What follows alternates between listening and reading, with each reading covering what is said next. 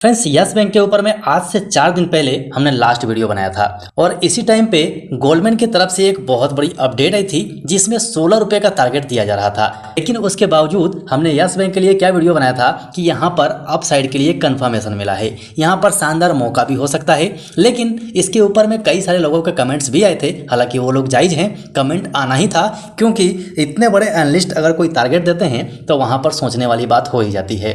So friends, यहाँ पर आप देख सकते हैं कि 12 फरवरी के दिन ये न्यूज आई थी, जहां तक मुझे याद है 12 फरवरी को ये न्यूज आई थी और इसमें गोल्डमैन की तरफ से 16 रुपए का टारगेट दिया जा रहा था। मतलब स्टॉक गिर के 16 रुपए तक आ सकता है, जिसका इंपैक्ट कैसे पड़ा, स्टॉक 1.44% तक गिर गया। मतलब बड़े एनालिस्ट जब भी बयान देते हैं तो इनका असर स्टॉक के ऊपर में जरूर पड़ जाता है, मोमेंटम जरूर आ जाता है, इसीलिए इसके अंदर में गिरावट आई थी। लेकिन देखिए, जैसा कि मैं हमेशा कहता हूं ना कि स्टॉक मार्केट में मार्केट सर्वोपरि है, मार्केट के आगे किसी का भी नहीं है। बड़े एनालिस्ट हैं, इनका मैं सम्मान करता हूं। हर आदमी को मार्केट का देखने का नजरिया अपना अपना है। गोल्डमैन को लगा कि स्टॉक यहां पर ओवर वैल्यूड हो चुका है, लेकिन मार्केट को लगता है कि अंडर वैल्यूड है। तो यहां पर कोई भी कुछ भी सोच सकता है, सोचने का अपना अपना सबका नजरिया है, जिसको जैसा लगता है वैसा सोच सकता है। इनको लगा तो इन्होंने टारगेट दे दिया। टारगेट देने का इंपैक्ट स्टॉक के अंदर में गिरावट आ गई। चूंकि बड़े एनालिस्ट हैं तो ऐसा होना ही था, लेकिन यहां पर इसके पहले कई सारे केसेस में देखा गया है। जैसे आप टाटा पावर को देख लीजिए, टाटा पावर को भी सेल ऑर्डर दिया गया था, लेकिन उसका उल्टा हो गया, वहां पर ऐसा कुछ हुआ नहीं, शेयर में गिरावट नहीं आई। वैसे ही केपीआईटी की देख लीजिए, वहां भी टारगेट दिया गया और वहां भी गिरावट नहीं। तो कोई गलत नहीं है, यहां पर मैं किसी को गलत नहीं कह रहा हूं, सबका अपना अपना नजरिया है और अपने अपने नजरिया से उन लोगों ने बताया था। तो अब बात हम अपनी कर लेते हैं। यहां पर आप यस बैंक को देखिए, आज के दिन 1.39% के रिटर्न में अभी तक नजर आ रहा है। हालांकि इसने बहुत अच्छा खासा उछाल दिखाया था, 26 रुपए के लेवल को इसने टच किया हुआ है। और हमने वीडियो आज से 4 दिन पहले बनाया था, उसके अंदर में हमने कंफर्मेशन की बात कही थी, क्योंकि टेक्निकली अगर हम देख रहे हैं तो वहां पर स्टॉक में हमें तेजी दिखाई दे रही है। लेकिन इसके पहले कई सारे न्यूज आ रहे थे जिसमें HDFC 9.5% की हिस्सेदारी लेने वाला है, जिसे RBI की मंजूरी मिल गई है। इसके बारे में भी हमने वीडियो बनाया था। उसके साथ ही 39 करोड़ रुपए का एक बल्क डील की बात आई थी, उसके ऊपर भी शेयर में गिरावट हुई थी। उसके बाद फिर एक SBI को लेकर फेक खबर फैली थी, उसके ऊपर भी हमने वीडियो बनाया था, प्रॉपर्ली आपके पास पहुंचाया था। जो लोग पुराने हैं उनको तो डेफिनेटली पता होगा, जो लोग नए हैं वो लोग आप वीडियो सेक्शन में जाकर देख लीजिएगा, आपको सारे वीडियोस वहां पे मिल जाएंगे। तो यहाँ पर यस बैंक के जो इन्वेस्टर हैं उनके ऊपर में गोल्डमैन की तरफ से दिया हुआ टारगेट का प्रेशर और यहाँ पर स्टॉक में तेजी। तो यहाँ पर जो आपने थंबनेल देखा है, तो थंबनेल में कहने का मतलब क्या है कि यहाँ पर अपने पैसे को डूबने से बचाने का मतलब क्या है कि अगर स्टॉक अच्छा है, अगर मान लें कि यस बैंक अच्छा है और यहाँ पर एक न्यूज की वजह से हम अपने पोर्टफोलियो से इसे आउट कर दें और स्टॉक में कंटिन्यू तेजी आ जाए, तो ये भी तो हमारा लॉस ही है ना, ये भी हमारा पैसे की बर्बादी है। इस पैसे को बचाने की बात हमने थंबनेल के ऊपर में की है। तो यहाँ पर उससे आप नेगेटिव व्यू में मत लीजिएगा। आप इसमें यस बैंक को देखिए, केवल 1 महीने के अंदर में अभी भी ये 5.34% के रिटर्न में है। 6 महीने में इसे आप देखेंगे तो 53% के रिटर्न में है, बहुत अच्छे खासे रिटर्न में है। तो चलिए अब हम चलते हैं कैंडलस्टिक चार्ट पैटर्न पे और वहां से समझने की कोशिश करते हैं कि अब आगे यस बैंक में क्या हो सकता है। सो फ्रेंड्स, फाइनली हम आ चुके हैं यस बैंक के वीकली कैंडलस्टिक चार्ट पैटर्न पे। वीकली कैंडलस्टिक चार्ट पैटर्न पे आने का कुछ मतलब है, हालांकि इसके बारे में हमने पिछले वीडियो में बात किया हुआ है, लेकिन अभी भी समझना जरूरी है। जैसे कि आप यहाँ पर ये पैटर्न देख सकते हैं, यहाँ पर मेरे हिसाब से कप एंड हैंडल पैटर्न बना है और ये जो ब्लैक कलर की लाइन जा रही है ये इसका नेक लाइन है।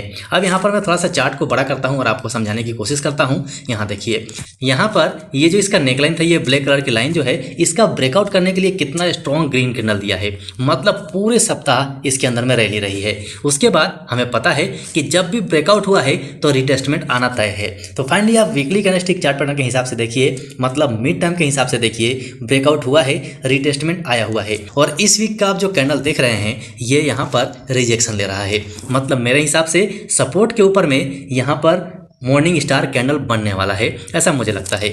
साथ ही यहाँ से आप वॉल्यूम के अंदर में देखिए, वॉल्यूम में भी आपको ग्रोथ दिखाई दे रही है। RSI आप देखेंगे तो अभी भी 58.99 का है। मूविंग एवरेज बुलिश इंडिकेशन दे रहा है और इस वीक का जो कैंडल बन रहा है ये भी हमें बुलिश इंडिकेशन दे रहा है। मतलब मिड टर्म के हिसाब से तो हम ये कह सकते हैं कि स्टॉक में तेजी बरकरार रह सकती है, क्योंकि यहाँ पर आप पूरा पैटर्न देख लीजिए।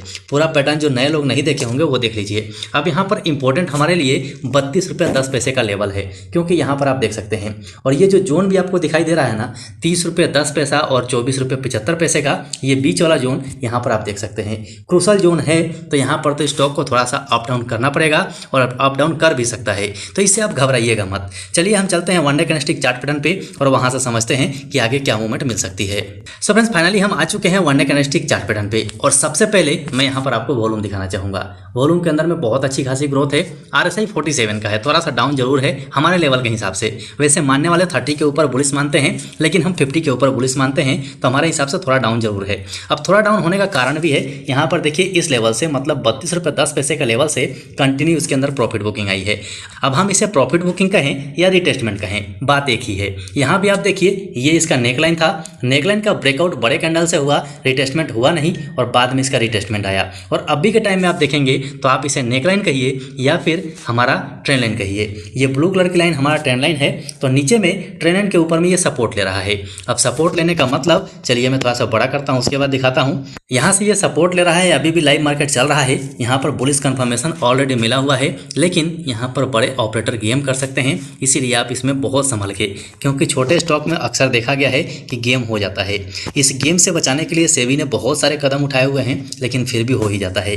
अब यहाँ पर देखिए फिर से हमें एक ग्रीन सिग्नल मिल रहा है और अभी के लिए अगर हम माने तो 26 रुपये 40 पैसा इंपॉर्टेंट रहेगा। 26 रुपये 40 पैसे को अगर ये ब्रेक करता है, फिर उसके बाद ये लेवल इंपॉर्टेंट हो जाएगा और उसके बाद 30 रुपये 10 पैसे का इंपॉर्टेंट हो जाएगा। क्यों इंपॉर्टेंट होगा?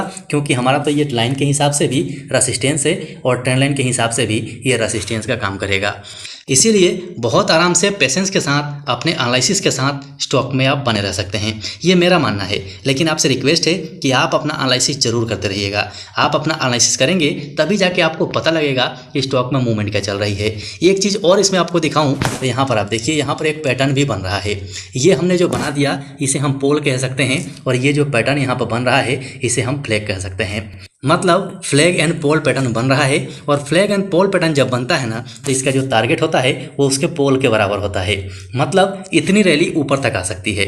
अब यहाँ से अगर मैं नीचे करके आपको दिखाऊं तो समथिंग 40 रुपये को ये रैली पार कर सकता है, इतना बड़ा टारगेट हमें मिल सकता है। लेकिन इंपॉर्टेंट रेसिस्टेंस हमने आपसे बात कर ली है, उसके ऊपर में ध्यान रखिएगा।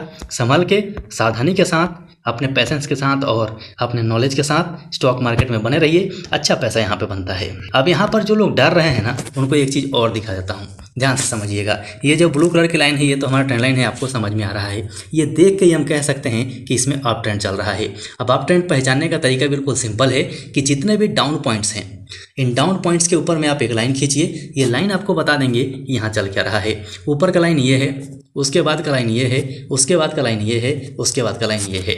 मतलब साफ है कि ये जो डाउन है इसके ऊपर में दूसरा डाउन आया है, फिर इस डाउन के ऊपर में ये डाउन है, फिर इस डाउन के ऊपर में ये डाउन है और फिर इस डाउन के ऊपर में ये लाइन बन रही है।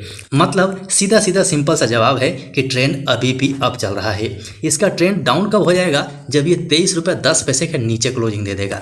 मतलब ये जो इसका लास्ट जो डाउन है इसे अगर क्लोज करके नीचे आ जाता है तब यहाँ पर हम मान सकते हैं कि इसका ट्रेंड बदली हो चुका है। इसीलिए घबराइए मत, अपने एनालिसिस के ऊपर में विश्वास रखिए, थोड़ा पेशेंस रखिए, क्योंकि शेयर मार्केट में पेशेंस का ही पैसा है। पेशेंस नहीं रखेंगे, बार बार बाय सेल करेंगे तो आप नुकसान में ही रहेंगे। सो फ्रेंड्स, ये बातें आप तक पहुंचानी थी, इसीलिए वीडियो को रिकॉर्ड किया है। वीडियो पसंद आया हो तो लाइक जरूर कीजिए, चैनल पर नए हैं तो चैनल को सब्सक्राइब कर लीजिए और बेल आइकन को ऑन कर लीजिए। और हाँ, जिन लोगों ने टेलीग्राम चैनल को ज्वाइन नहीं किया है पक्का ज्वाइन कर लीजिए, आपके बहुत काम का है। लिंक आपको डिस्क्रिप्शन बॉक्स में मिल जाएगा। सो अभी के लिए वीडियो में इतना ही, फिर मिलते हैं दूसरे वीडियो में।